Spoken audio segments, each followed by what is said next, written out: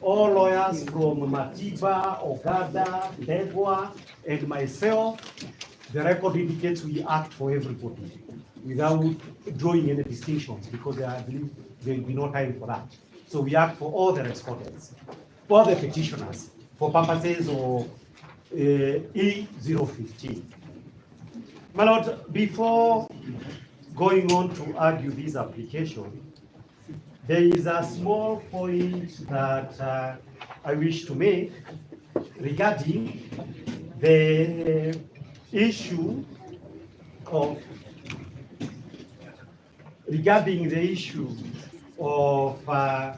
why are we having a situation where to everybody watching we seem to be following an unusual path.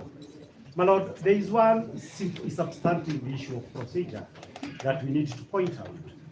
The petitioners are before you on account principally of the violations of the Bill of Rights. The petitioners are also here on account of the relevant provisions of impeachment. The petitioners are before you, my lords, on account of the fact that the business that the framers of the Constitution ordered, one, for appointment of a nominee to take place within 14 days, and for Parliament to do it within 60 days, somehow happened within 4 hours. My Lord, those are the principal reasons why we are here. And what is the immediate context? The immediate context, my lords, and why we are here is that when petitions are filed, the duty of this court under Articles 19 all the way to 25 is to ensure that it decides whether or not the violations as alleged by the petitioners has taken place. My Lord, the way in which the law, and this is express positive law, requires that to be done is by way of a judgment. By way of a judgment is the only way that the people of Kenya would be satisfied. Have these rights been violated or not? In order to ensure that that judgment, which is the express constitutional mandate, is given in circumstances that are not academic, Article 23 of the Constitution provides that conservatory orders may be given. When this matter went before your brother judges, probably a sister also, in their wisdom, they directed this matter as such enormity that we need to preserve the subject matter. That subject matter, my Lord, the preservation of it would be to ensure the relevant office remains vacant until this case, through a judgment, pronounces itself. But my Lord, why are we here and why is there a heated discussion? We are here and we are having a heated discussion because what is the clear intendment of the Constitution is being circumvented, so that to ensure that the subject matter is not preserved. My Lord, this would be akin to a situation in which somebody comes and says, I am being evicted and my things are being removed. A court says, stop the eviction process up to where it has occurred. Then the respondent comes and says, no, leave those orders so that I can carry those things that it is alleged I was unlawfully taking. So that, my Lord, in the face of the fact that what conservatory orders are supposed to serve, I beseech you, and I believe the entire country would expect that there has to be preservation of the subject matter of the application. So that, my Lord, now, that being the context, it is absolutely important that we do not lose sight of the moment. It is heated, one, because there was a sitting on Saturday. Before application responses could be made, we found ourselves here. We were supposed to come here on Thursday. We are here on Tuesday. So that, my Lord, and there are a lot of matters that directions must be given. So that, my Lord, that context would be absolutely important, because when all is said and done, the critical issue before this court is a right under Article 25, the right to fair hearing and human dignity. Right to fair hearing and human dignity cannot be violated even during an emergency. My Lord, that being the background, I ask you, and we shall be asking you, because that is the context where all these things are happening, that you ensure that whether heaven falls, the High Court must stand up, if for nothing else, for the right to preserve the subject matter until this High Court pronounces itself through a judgment. Because that is express law. Having said that, my Lord, I come to the prayers. The prayers are like this, and we had already indicated. There are about 6 substantive prayers. The linchpin of these substantive prayers, my Lord, is the fact that the Deputy Chief Justice, under Article 165, does not have the power to appoint or assign, as the words used by the Constitution, members of a certain court to hear the matter. My Lord, Article 165(4) is very clear. Where the Constitution says the President and Article 149 can nominate Kindiki, there is no argument that is made that a minister or somebody else can be made. We expect that there can be no feasible argument where the Constitution has expressly said that the Chief Justice shall do something. The Chief Justice in this case did not empanel this bench. My Lord, we are urging this honorable court to make a finding that unless the Constitution is interpreted or amended to give the Chief Justice, the Deputy Chief Justice, the power to empanel a bench by express reading of the Constitution, she cannot be able to do that.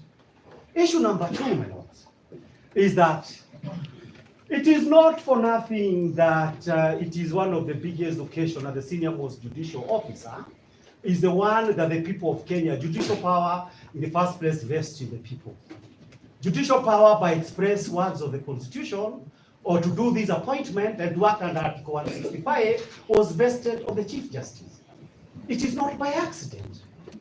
It is by the express intention. So that, my Lord, on the face of it, when a state officer who is not directly mandated to do something ends up doing it, under public law judicial review, it is done every day. You did not have the power under statute or the Constitution to do that.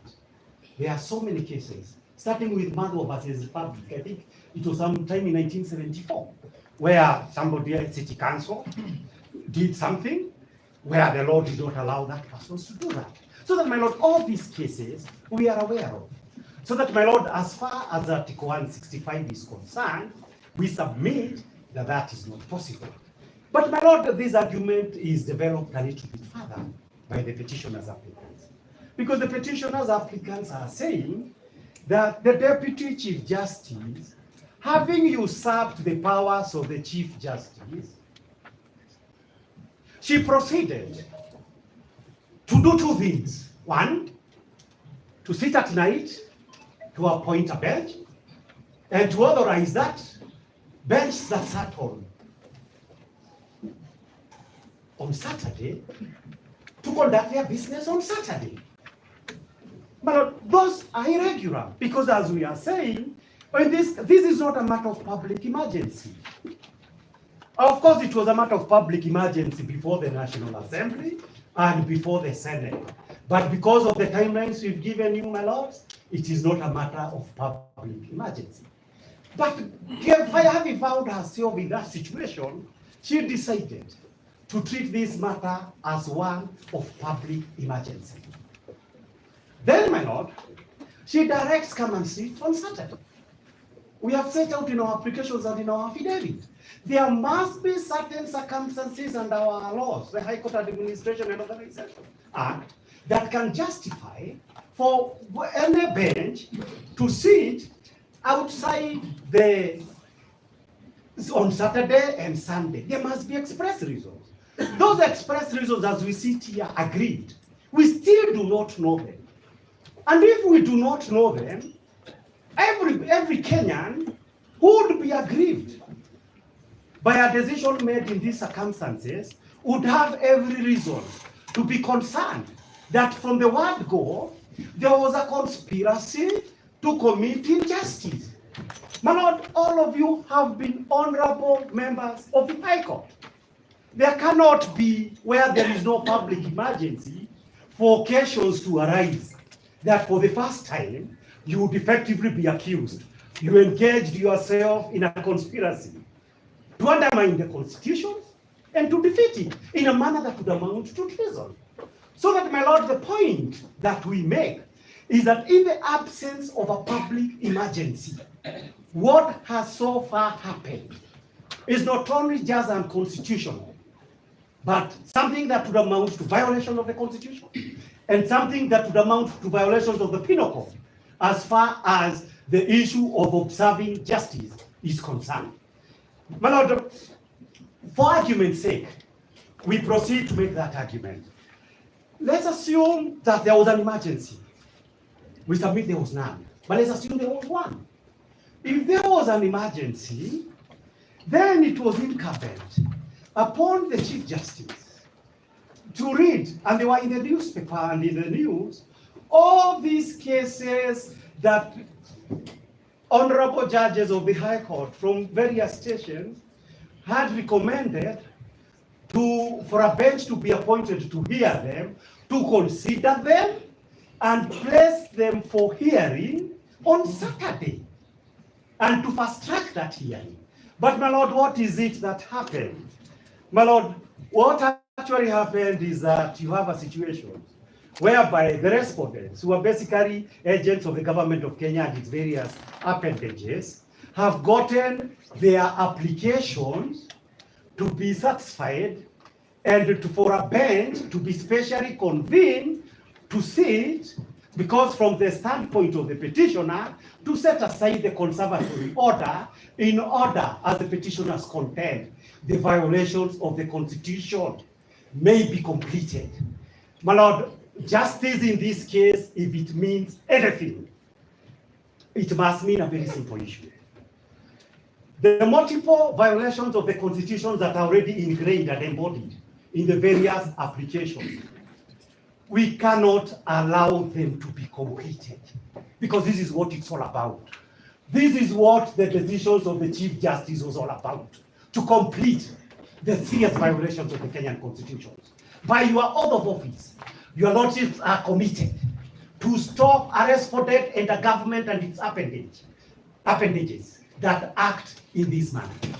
My Lord, what does it amount in law for the Chief Justice to say you have about 15 or 20 cases, as I hear from my learned colleagues who have been in this matter longer than me? I'm here today for this matter, and I'm here because there is a constitution in Kenya. My Lord, that being the case, there has to be satisfaction.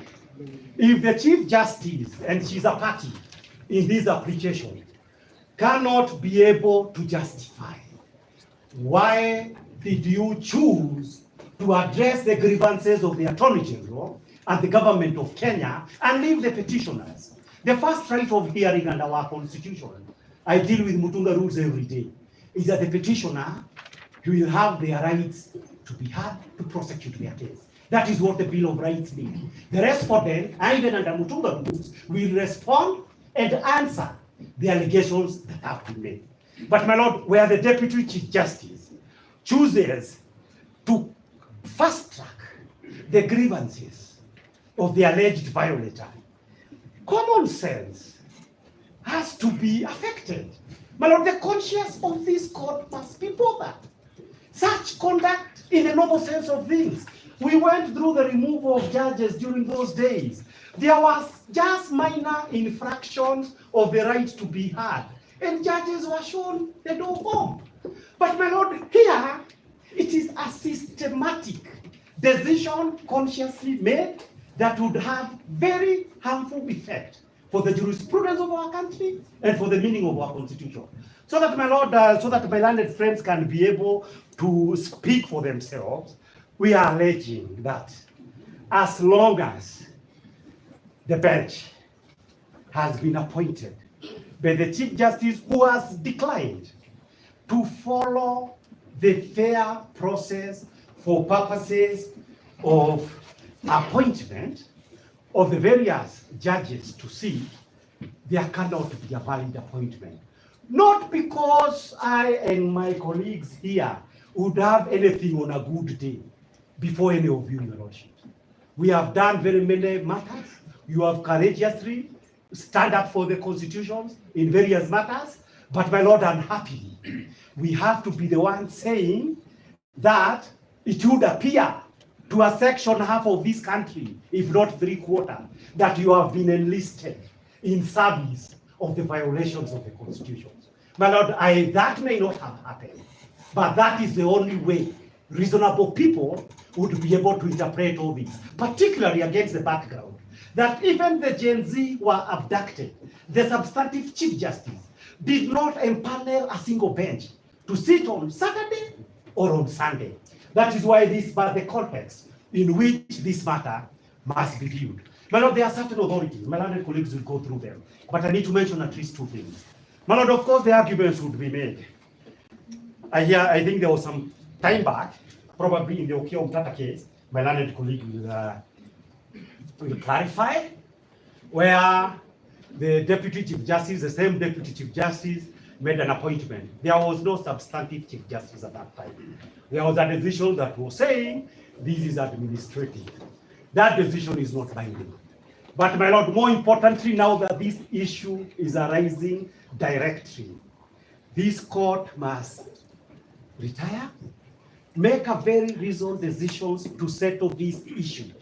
Whether in every other case in which the constitution or statute says so and so will do this, if that so and so does not do it without failure, the High Courts and the Court of Appeal have always held there was no jurisdiction. An order of certiorari have always issued. It shouldn't be different in this particular matter because the power belongs to the Chief Justice.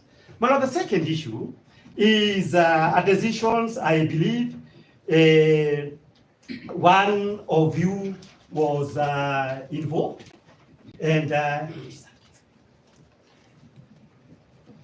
I believe it is a case of Okoichi Omtata versus JSC, and the decision in that decision was that at paragraph 29 to 38, basically it says that where there is a substantive Chief Justice who is a state officer, she does not cease to be a Chief Justice in this era of technology.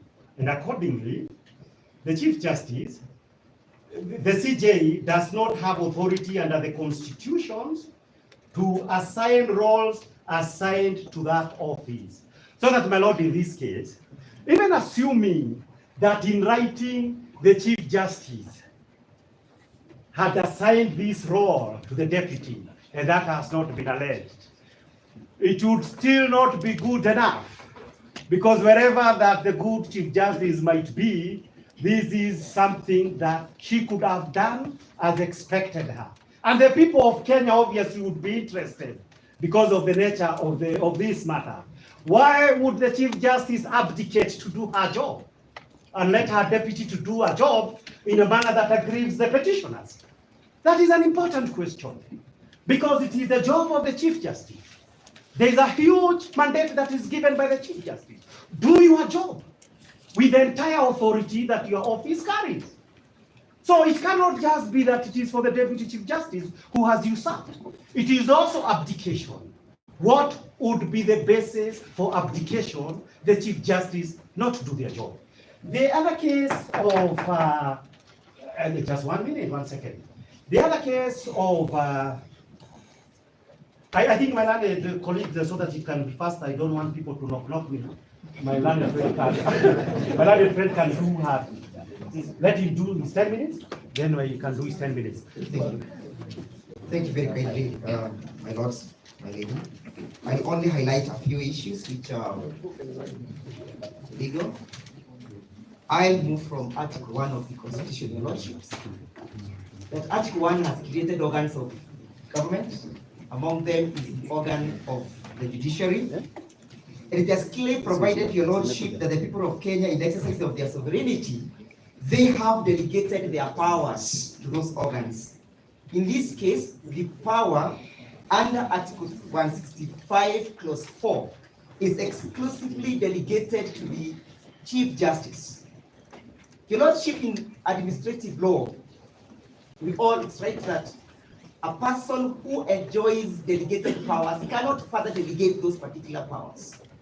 In this case, in this circumstance, your lordship, it is not known to the petitioners under what circumstances the Chief Justice may have delegated these powers to the Deputy Chief Justice.